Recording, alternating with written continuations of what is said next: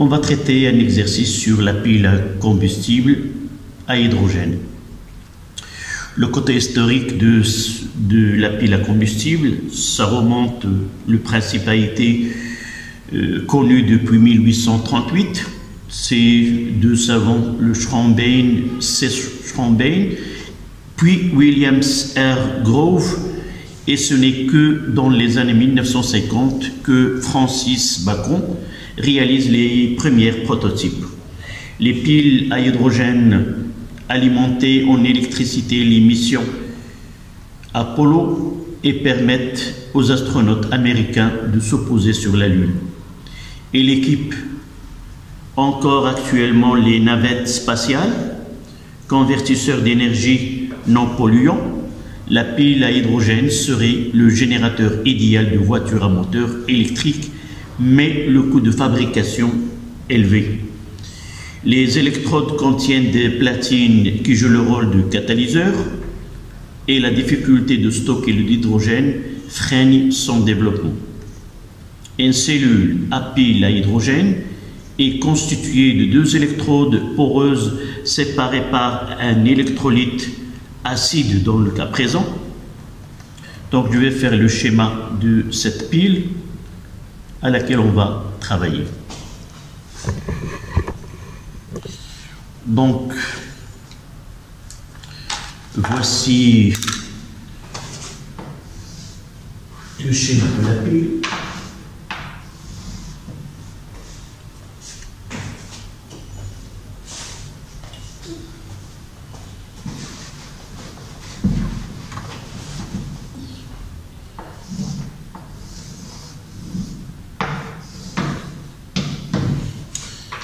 Voilà des entrées et sorties de deux côtés.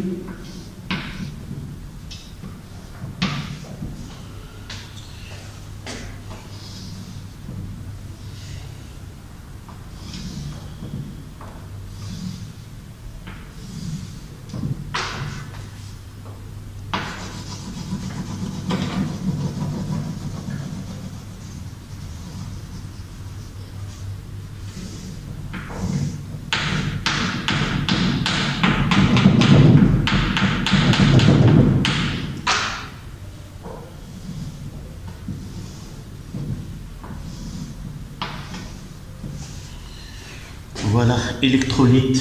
À l'intérieur, c'est l'électrolyte.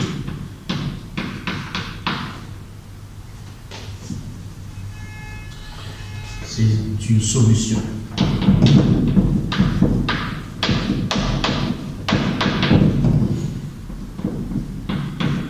Plus que les deux électrodes poreuses là.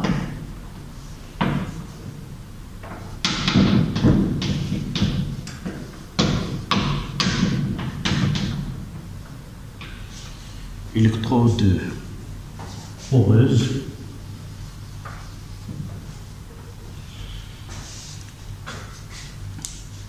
Ici, entrée de H2.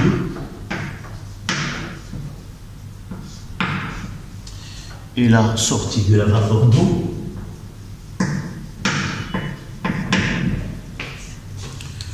De l'autre côté, l'entrée de O2.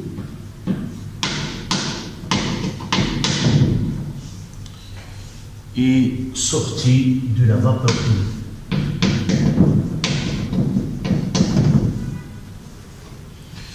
Voilà un schéma simplifié. Là, c'est la borne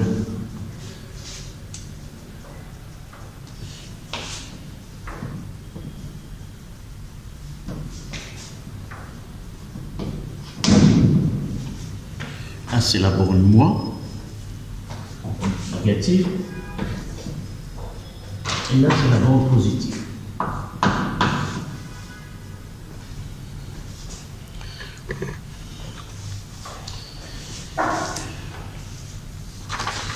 Vous allez trouver l'exercice en lien. Donc, la première question. À la borne négative intervient, voici la première question.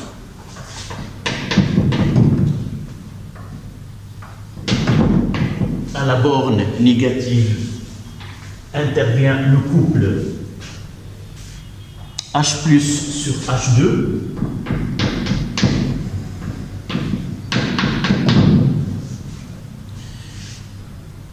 Écrire l'équation de la réaction qui se produit au niveau de cette électrode. Là, je vais la noter E1. Là, c'est E1. Et là, c'est E2. Donc, ceci se situe au niveau de l'électrode E2. Donc, quelle est la réaction qui se produit?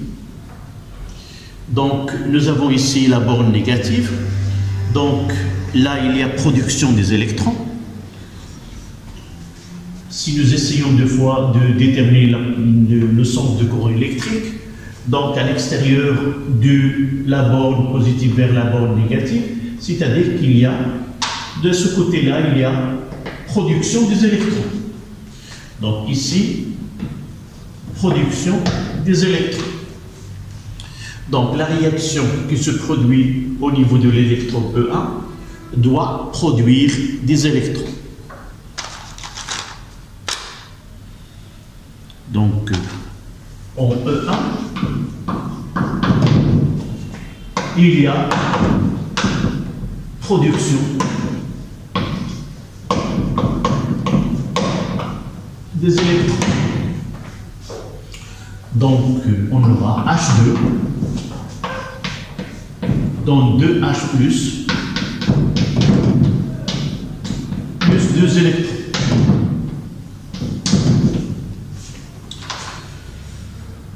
Là, c'est une oxydation.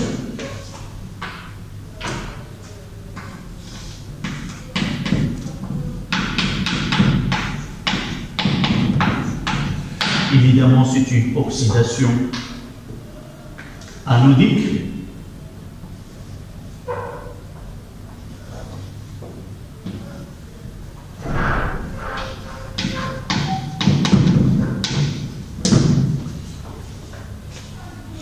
Donc, si on demande le nom que porte cette électrode, ce sera l'anode. Donc, E1, c'est l'anode. Donc, la borne négative intervient le couple. Deuxième question. À la borne positive intervient le couple. Le couple O2 sur H2O.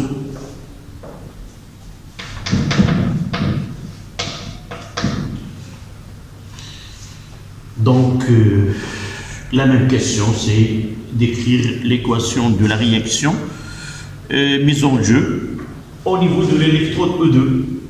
Donc, si celle-là est la cathode et l'anode, donc E2, ça sera la cathode.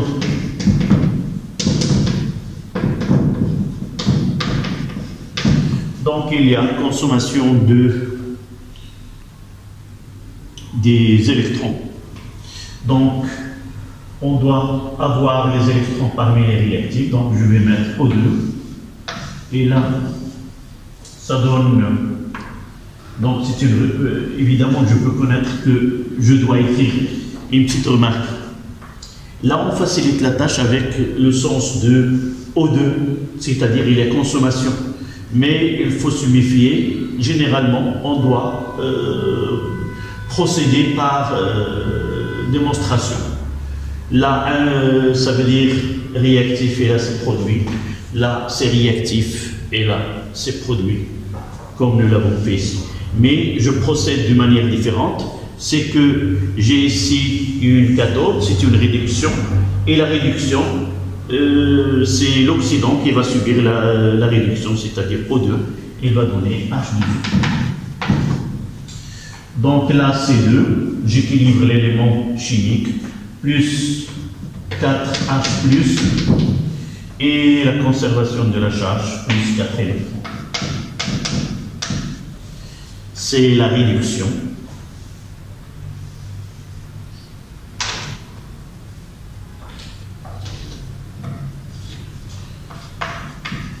La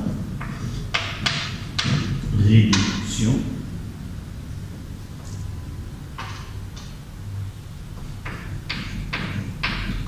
et cathodique.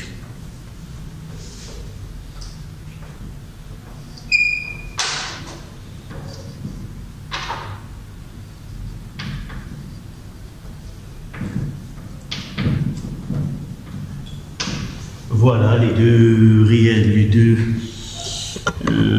réactions qui se produisent au niveau de deux électrodes.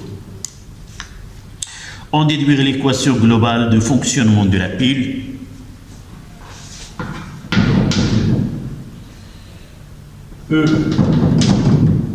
Nous voyons ici que là c'est E. Je mettrai ici E1 et ici E2.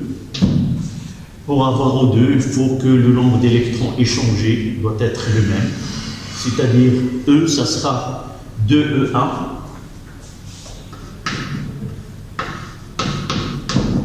plus E2.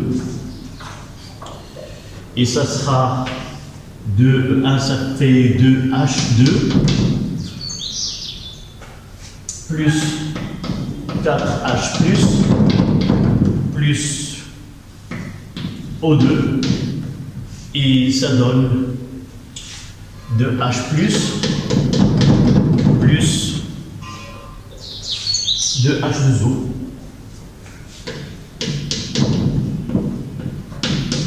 On simplifie et on aura 2H2 gaz plus 2H plus A2 plus O2, ça donne 2H2O. Donc, non, c'est pas ici 2, puis c'est 2 fois la première, et ici c'est la fois 2, 2H2, c'est exact, voilà. C'est 2 fois 2, 4, et qu'est-ce que j'ai fait?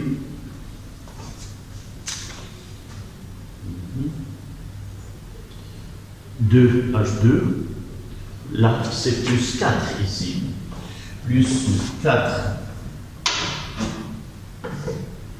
c'est plus 4 H plus, donc on voit que 4H plus se simplifie, et on n'aura que, voilà, que 2 H2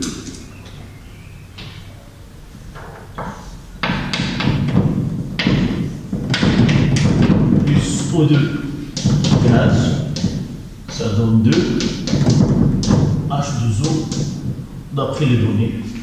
En réalité, c'est vapeur. Il va être condensé pour donner 2. Là, c'était la troisième question. Quatrième question. Des essais montrent qu'une voiture munie d'un moteur électrique alimenté par une pile à hydrogène consomme 2,5 kg de dihydrogène. Donc, moteur électrique.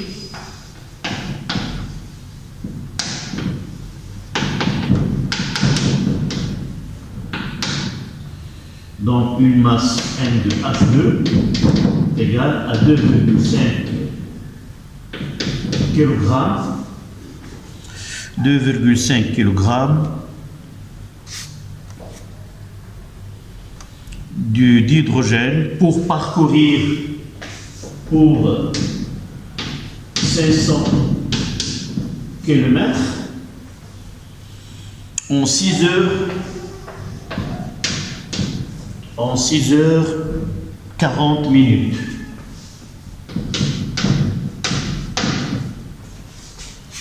D'accord, en 6 heures 40 minutes.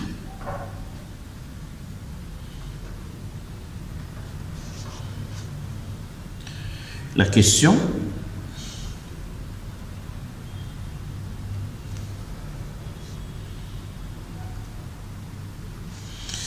La première question, 4.1. Calculer la quantité de matière de dihydrogène consommée pendant la durée du travail du moteur. La quantité de matière, donc 4.1,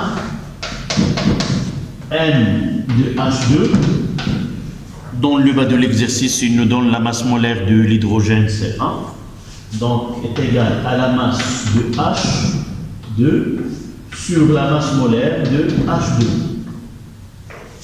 est égal à 2,5 fois 10 à la puissance 3, je mettrai en grammes, divisé par 2.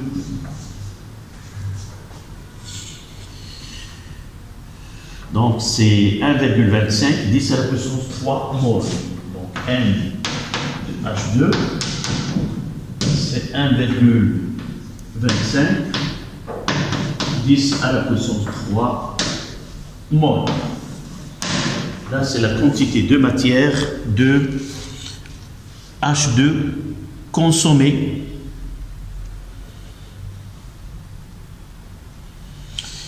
consommée pendant la durée de trajet. 4.2. On déduire la quantité d'électrons en mol, la quantité de matière des électrons en mol qui circulent dans le circuit extérieur. On pourra s'aider d'un tableau descriptif de l'évolution du système. Donc à partir de la première de E1, c'est 3, 4, 4, 2, quantité de matière des électrons. D'après cette équation-là, nous avons H2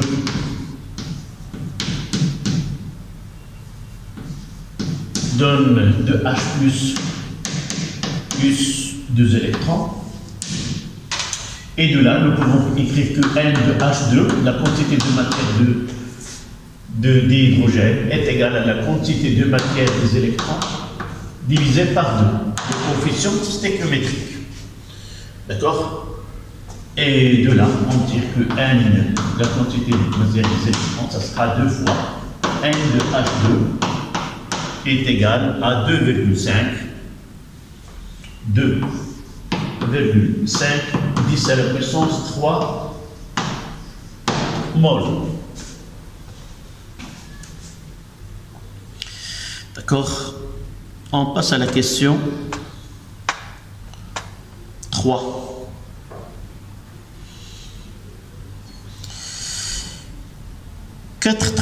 Calculer la quantité d'électricité totale débitée par la pile, puis l'intensité de courant supposée constante pendant la durée du trajet. Donc à partir de là, la quantité de matière, c'est 4,2. Nous allons donner d'abord la quantité d'électricité totale. Nous savons que la quantité de matière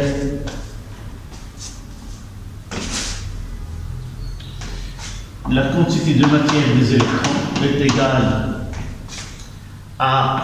au nombre d'électrons sur le nombre d'Avogadro. Si nous multiplions par la charge élémentaire, on n'aura que sur Na fois E. Dans les données, on a donné F, le Faraday, et on a donné aussi la constante d'Avogadro et la charge élémentaire. Nous avons le choix de faire, nous prenons, ça sera que sur F. Et de là, on tire que Q est égal à F fois la quantité de matière des électrons. Donc il suffit de faire le calcul avec une calculatrice. Donc la quantité de matière c'est 2,5 La quantité de matière des électrons, c'est 2,5 10 plus 3 multiplié par F. C'est d'après les données, c'est 9,6510 à la puissance 4. Voilà. Et ça donne une valeur, c'est 2,41, 3. Je vais mettre un G. C'est 2,41.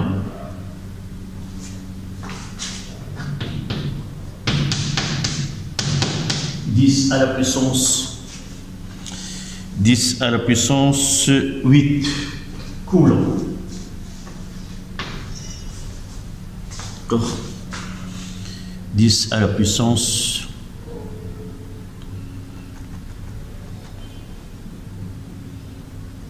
Voilà, la dernière, je pense, la dernière question. La dernière question, c'est 4.3. 4.2, c'était en déduire la quantité. Là, c'est en déduire la quantité dans le circuit. Là, c'était 4.3. Là, c'est 4.3. 4.3, c'est calculer la quantité d'électricité totale débitée par la pile, puis l'intensité de courant électrique supposée constante pendant la durée de trajet. Donc de là, on peut...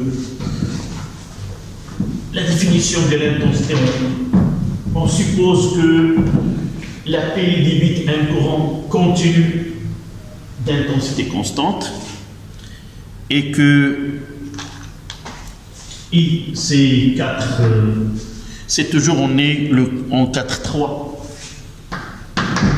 I est égal à Q sur delta de T. Application numérique. I est égal à Q, c'est ce 2,41 10 à la puissance 8 divisé par 2 heures. C'est 2 fois 3600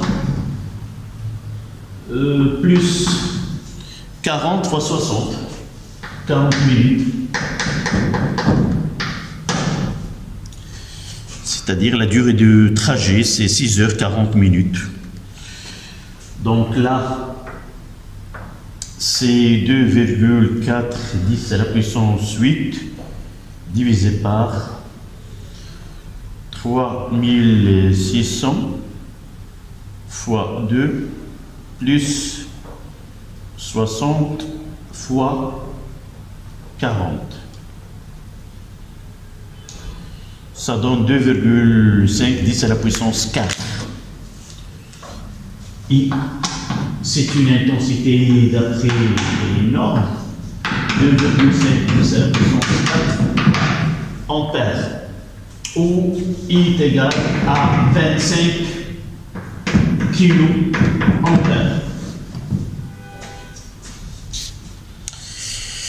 Oui, l'intensité calculée elle est très grande et ne correspond pas à la réalité.